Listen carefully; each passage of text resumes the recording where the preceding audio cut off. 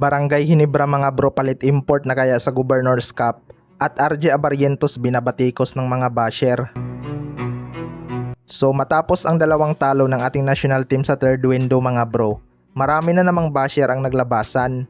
Isa nga sa kanilang mga binabatikos itong si RJ Abarientos. Wala kasi itong nagawa sa depensa ng kalaban, pero kung titingnan natin mga bro, mahihirapan talaga ang Gilas Pilipinas kung ganong depensa ang ipapakita ng kalaban. Halos pareho nga lang ng ginagawa ang Australia at New Zealand sa depensa.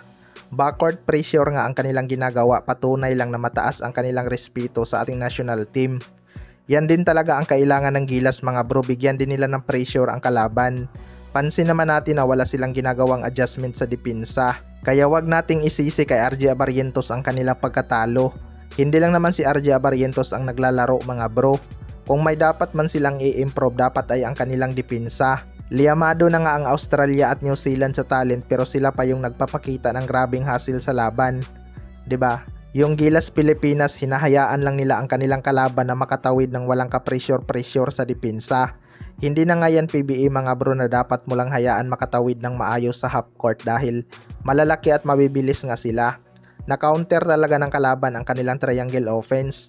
Hindi nga sila makapag-execute ng maayos. Sa kabilang banda naman mga bro, Barangay Hinebra palit import na kaya sa Governors Cup. Malapit na ngang magbukas ang bagong conference mga bro, pero nagkaroon pa ng problema ang Barangay Hinebra matapos ma-injured itong si Justin Brownlee. Matatandaan na hindi ito naglaro sa dalawang tune-up game ng Gilas Pilipinas para makapagpahinga. Pero pansin nga natin na iba talaga ang kanyang galaw kontra New Zealand. Kontra Australia, hindi na nga ito naglaro dahil sa injury. Noong PBA Finals pa lang mga bro, may injury na talaga tong si Justin Brownlee, pero pinilit niya pa ring maglaro para sa kampyonato. Marami ngang nagtatanong kung magpapalit ba ng import ang Barangay Hinebra sa Governors Cup. Well, para sa akin mga bro, titingnan pa siguro ng Barangay Hinebra kung makaka-recover ba itong si Justin Brownlee sa kanilang unang laban. May usap-usapan din na may dumating na import na daw para sa Barangay Hinebra, pero hindi pa nga yan 100% sigurado mga bro. Si Coach Timcon lang talaga ang makakasagot dyan kung talagang papalitan nila si Justin Brownlee ng maaga para makabuo pa sila ng chemistry o hintayin nilang makarecover si Justin Brownlee.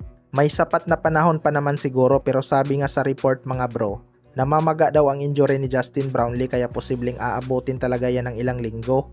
Kailangan nga ng Barangay Hinebra maghanda ng bagong import para may panahon pa na matuto sa sistema ni Coach Timcon. Kaya abangan na lang natin. Kayo mga bro, ano masasabi nyo tungkol dito?